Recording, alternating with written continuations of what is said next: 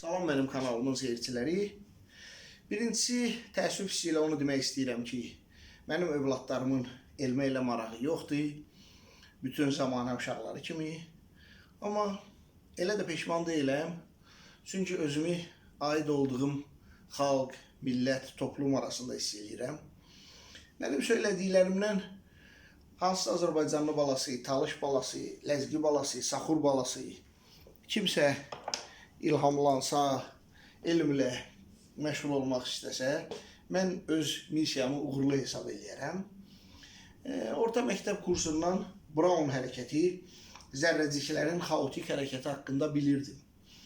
Xaos, xaotik hərəkət.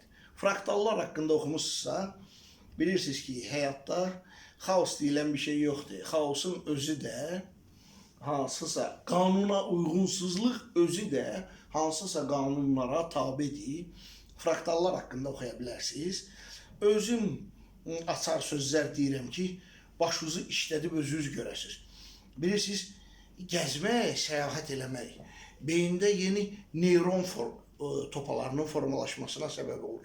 Ancaq hətta sən tükənməz imkanlara malik olsan belə, yer kürəsinin hər yerini gəzsən belə, məhduddur bu. Yer kürəsinin hər yerini gəzdin, yetərincə neyron topaları formalaşdı, bitdi, qutardı. Amma təxəyyül, oxumaq, öyrənmək, kitab oxumaq, maraqlanmaq, bu sonsuz neyron topasıdır, sonsuz neyron topası.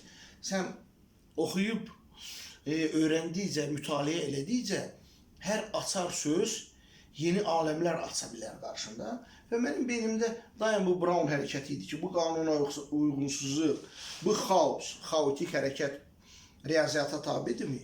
Və oxudum, gördüm ki, bu Norbert Wiener formulirovkası ilə idarə olunur. Yəni, riyazi izahı var, formula şəklinə gətirilib Norbert Wiener. Və Norbert Wiener haqqında oxusaq, görəcəksiniz ki, özü düşünə bilən maşınların, robotların da əsasında məhz bu alim dayanıb. Və elmin gözəlliyi ondadır ki, sən özlüyündə güya fizika oxuyurdun, gəldi çıxdı riyaziyyata və akazvıca bu Wiener formulirovkası birjalarda istifadə olunur, hərracılarda istifadə olunur. Yəni, çox şaxəlidir bu. Elmin gözəlliyi ondadır ki, elə yerlərə riyaziyyat ümumiyyətlə Allahın dilidir, belə demək olarsa, Yaradanın şifrəsidir. Bu qədər.